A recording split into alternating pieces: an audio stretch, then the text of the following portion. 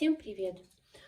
В продолжение следующего видео хочу записать небольшое видео по поводу все-таки вот этого вот хвостика, который мы достали с серединки нашей бобинки.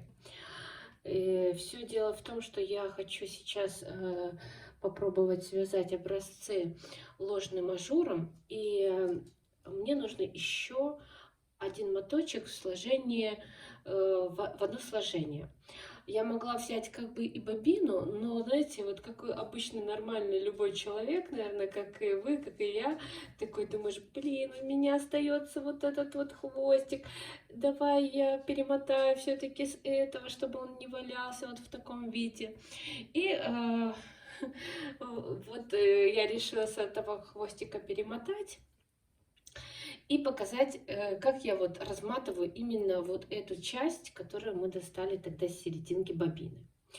Все очень просто. Я выбираю какую-то часть ниток, вот так вот, отделяю их. Вот, и просто стягиваю, просто вот так вот стягиваю.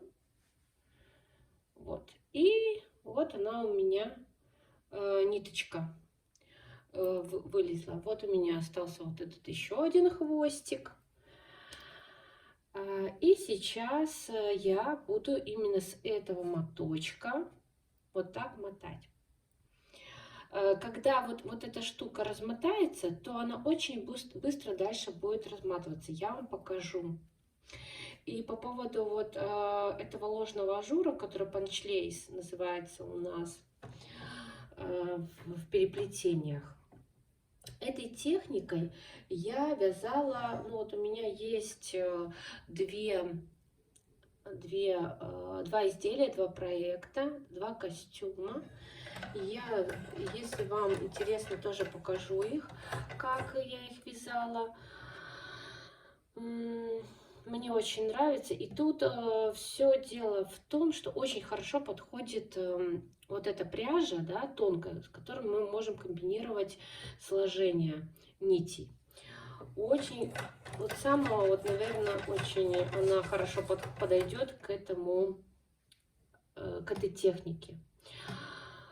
Значит, я планирую вязать, значит, один образец.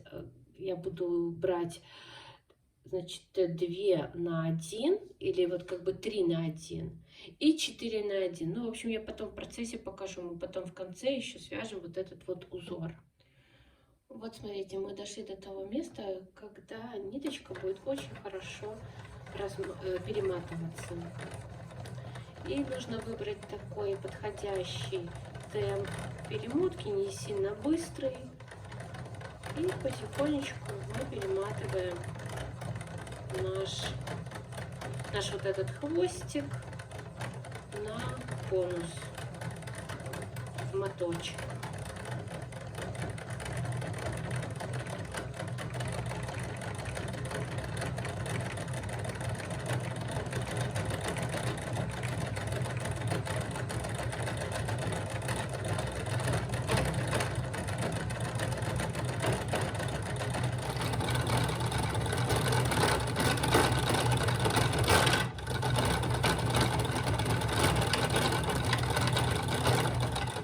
Когда остается совсем чуть-чуть пряжи на вот этой вот части, которую нужно нам перемотать, она может немножко съезжать. И я какой-нибудь грузик, например, на хвостик ставлю этой пряжи на какое-то некоторое время, пока не будет цеплять нить, которую нам нужно перемотать.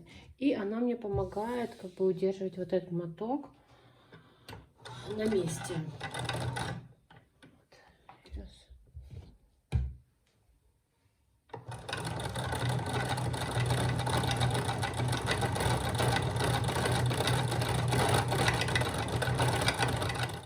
Ну, вот такой моточек у нас получился из этого хвостика, который мы вытянули вот с этого хвостика. И сейчас я предлагаю вам вместе со мной пойти к вязальной машине и попробовать вязать панчлейс или ложный ажур. И еще хочу сказать, в чем удобство перемотки нити в два сложения. Мы можем из этого моточка вязать как полотно в два сложения. Вот оно, да? Я люблю серединки тут разматывать моток, то есть идет у меня нить с серединки, подается в нитеводитель. А также мы можем с этого же моточка вязать и в 4 сложения, то есть взять внутреннюю и внешнюю нить по 2 сложения, вот так.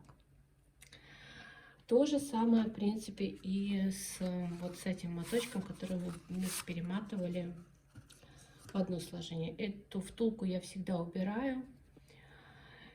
И мы можем добавлять нить в одно сложение или вязать одним в одно сложение нитью, или взять внешнюю и внутреннюю, и вот так вот будет разматываться наш моток при вязании.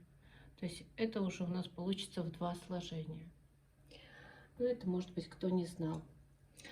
И сейчас мы будем вязать два образца ложным ажуром, панчлейс. Переплетение панчлейс называется.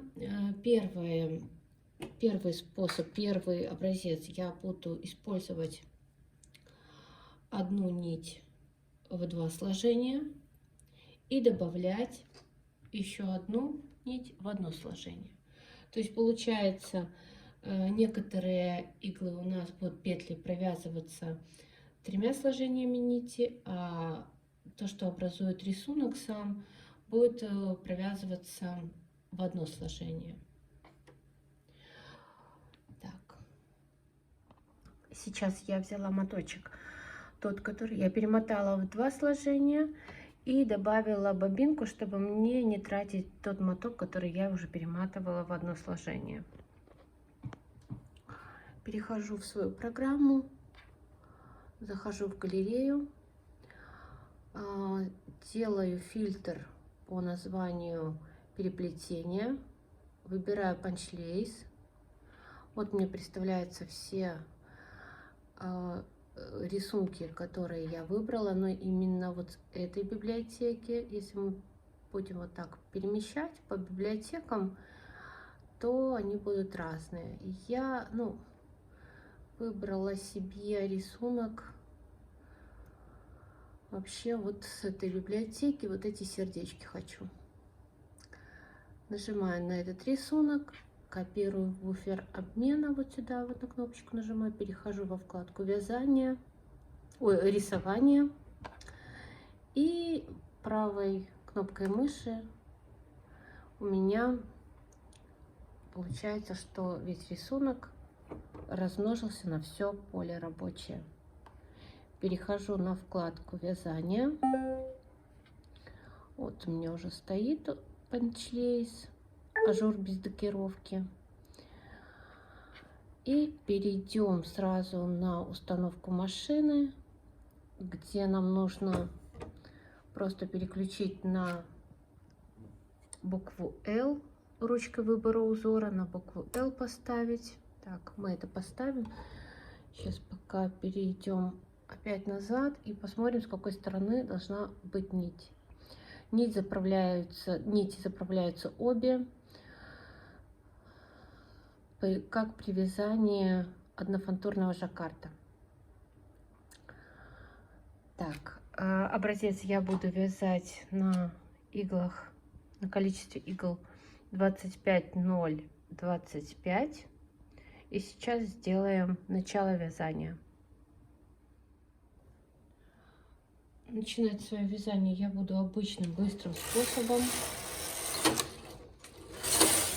Для этого я сначала выставила все иглы в работу, потом вот этой отборной линеечкой через один выставляю иглы, отбираю иглы.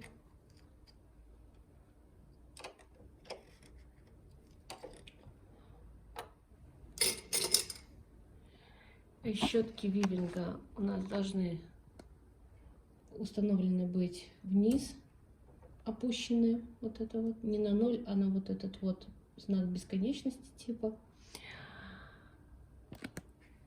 Сразу возьму нить и с одного нитеводителя, и со второго. То есть у меня сейчас в 3 сложения будет нить.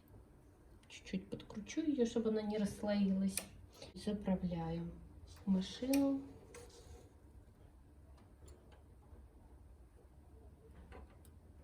Плотность 3-4 где-то будет так. И тихонечко подтягиваю вот этот кончик. Я провожу кареткой. Все должно у меня вот так вот набраться.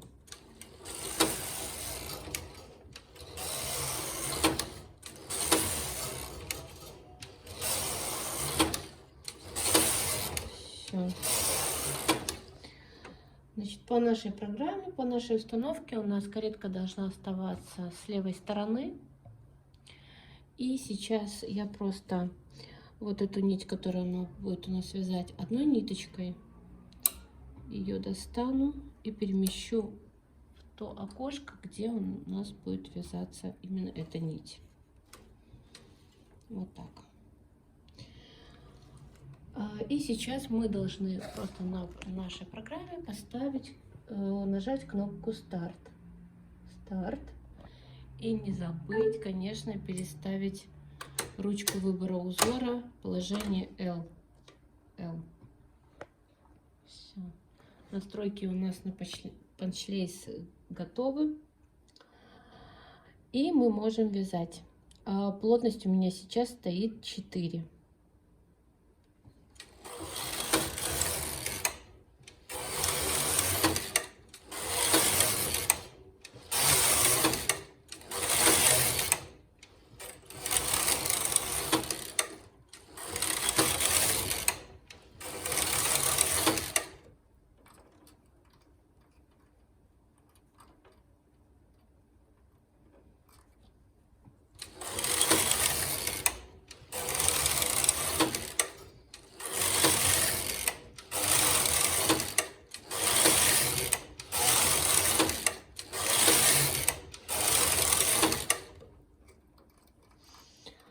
Так как я буду потом делать расчеты по этим образцам, то я хочу обозначить, вообще взять 20-0-0-20 за вот этот вот подсчет петельной пробы. И в этих местах я просто сделаю такие маркеры другой ниточкой. Поставлю их в некоторых рядах, чтобы я четко понимала, сколько я буду, ну, где у меня вот этот вот мой образец именно для подсчета петельной пробы.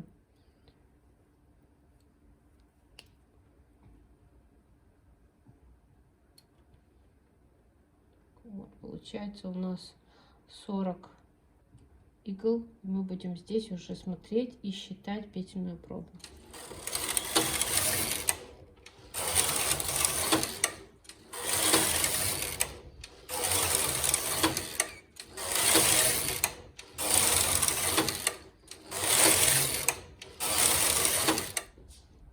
Рядов я провязала, мне этого достаточно. Я сейчас заправлю туда нить, сброшу настройки до первоначальных, отключу свою машину и провяжу просто гладью несколько рядов, чтобы она не распустилась. Это получается у нас образец, если по нити по количеству 3 на 1. Хотя мы используем, ну, 2 на 1, можно сказать так, потому что в одном нитеводителе у нас 2, в одном 1. Но когда, значит, есть те петли, которые вяжутся всеми 3 нитями, а есть петли, которые вяжутся только одной. Поэтому, ну, вот я считаю, что целесообразно назвать это 3 на 1.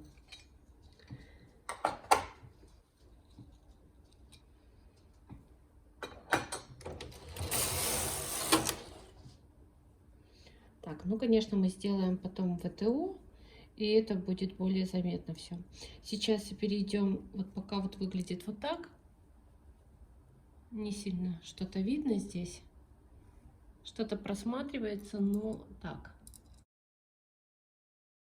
Перейдем сейчас ко второму образцу, который, вот, мне кажется, будет более подходить для этой вязки, где мы будем использовать 3 нити в одном нитеводителе и 1 нить во втором. И для этого я возьму бобину, я оставляю, она будет у меня как тут нить будет подаваться одна в один нитеводитель, а вот сюда, вот во второй нитеводитель, я добавляю наш моточек, который мы перемотали в одно сложение.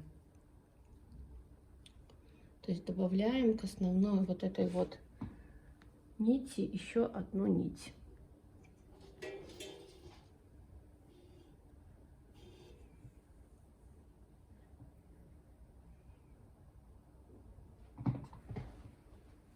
Заправляю.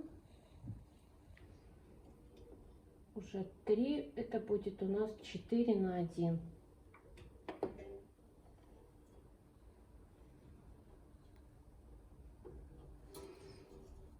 Так, все. Ну и все то же самое. Начинаем те же, тоже количество игл в работе.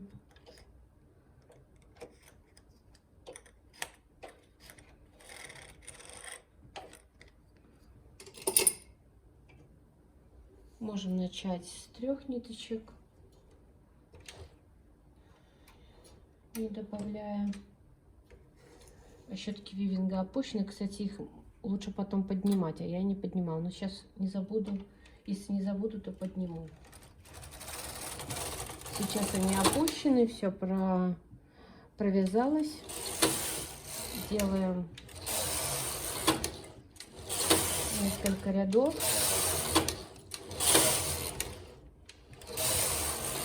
Поднимем щетки вивинга вверх. И на нашей программе мы знаем, что каретка должна у нас стоять с этой стороны слева.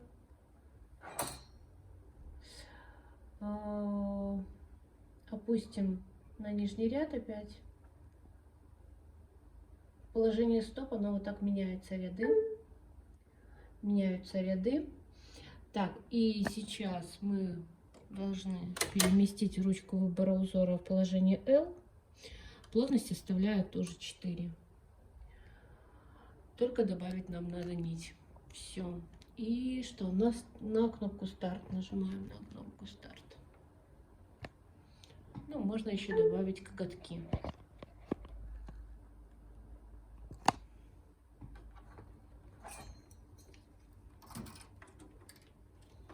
Может, это что-то даст. Ну. И провяжем тоже 50 рядов. Так, все, готово. Добавляем нить.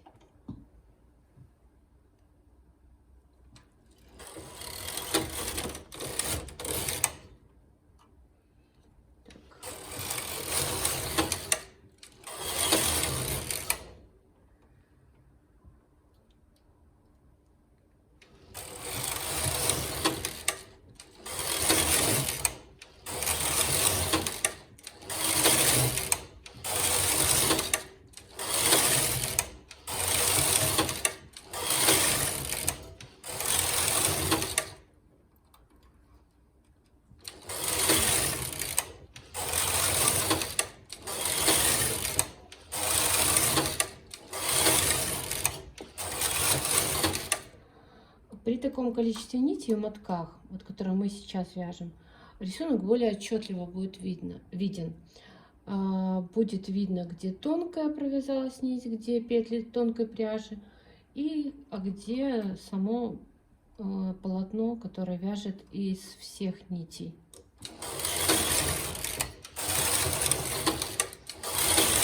Возможно, поменять, может быть, даже плотность на 5.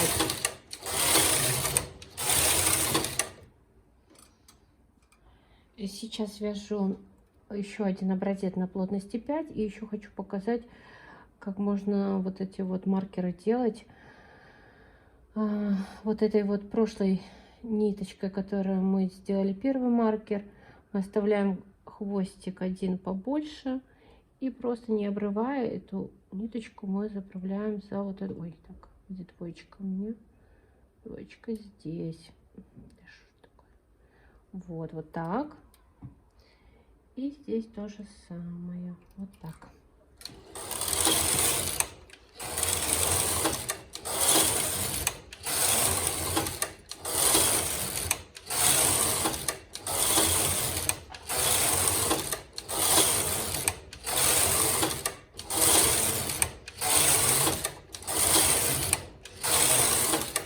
И тоже 50 рядов провязала. И сейчас брошу до первоначальных. И так, остановлю программу и провяжу обычной гладью.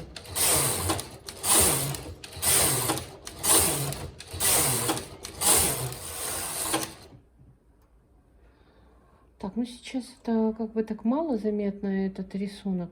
Но я сейчас проведу ВТО, и мы оценим вот результаты, получается, 3 наших образцов. Так, ну вот, провязав я несколько образцов этим рисунком, я хочу поделиться с вами своими мыслями и наблюдениями. Вязать вот этот вот ажурный ложный рисунок лучше, конечно, вязать, когда у нас 2 нити в одном нитеводителе и 1 нить во втором, то есть 3 на 1. То есть когда вяжут 3 все вместе и 1 вяжет отдельно. Ну вот так. Вот этот вот рисунок я хочу, вот как бы вот сильно не передается, вот на теле оно будет по-другому смотреться, лучше и заметнее. И это вот у нас 3 на 1. Здесь я вязала на плотности 4.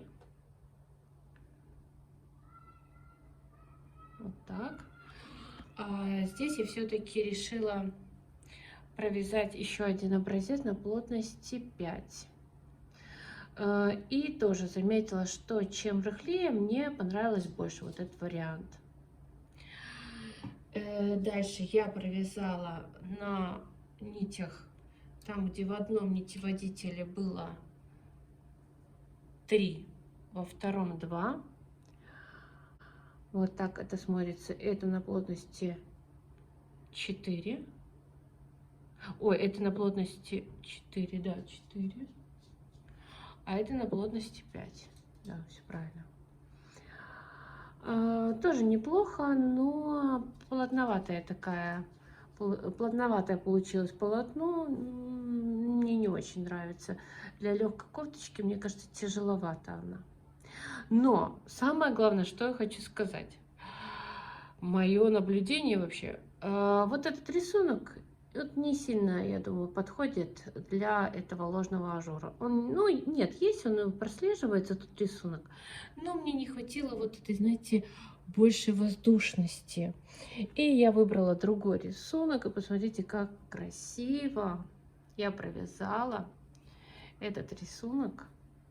И как он красиво смотрится вообще. Супер. Вот. Класс. Вот это я вязала.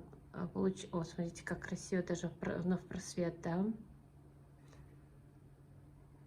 Кстати, на просвет оно лучше смотрится. Виднее. О, класс. Видно. О. Так, ну вот смотрите, вот это вот вообще шикарно, да? Класс. Огонь. Так, здесь это плотность 4 или 5? 5. Надо все записывать. Все. На плотности 5. И тут получается в одном нитеводителе 2 нити, во втором нитеводителе 1 нить. Вот в такой пропорции. И вот очень красиво. Мне очень нравится. Прям то, что надо. Вот такое видео у нас получилось. Спасибо вам всем за просмотры. Комментируйте, лайкайте и до встречи в следующем видео. Всем пока!